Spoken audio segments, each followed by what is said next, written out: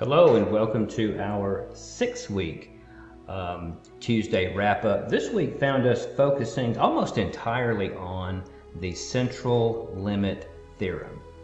And if I had to explain in one sentence what the central limit theorem means, it means get a larger and larger sample size, right?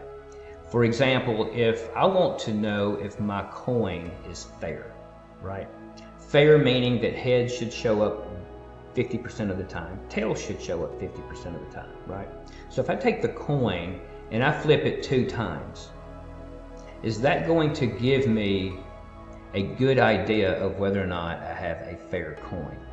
Okay, 2 tosses is simply not going to be enough, right? It could land on heads both times, and that would make me think maybe it's a biased coin, right? Because it landed on heads 100% of the time. But 2 is a very small number, right? What if I were to flip that coin 500 times? If I flip the coin 500 times, I would guess that heads would show up very close to 50% of the time, and tails would show up close to 50% of the time. I doubt that they would be exactly 50% each, but the longer I flip, or the more times I flip, the more accurate those percentages are. So if I could flip a coin 1,000 times, it should be even closer to 50-50. Okay, so just to review here, it says the central limit theorem for sample means says that if you repeatedly draw samples of a given size and calculate their means, those means tend to follow the normal distribution.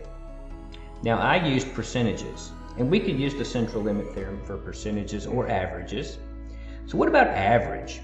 Well, suppose the average height for a male, for an adult male, is 69 inches. I happen to be 69 inches tall. I am average.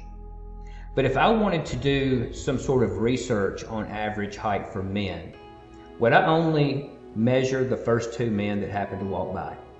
Of course not, right? They could be basketball players coming out of the gym.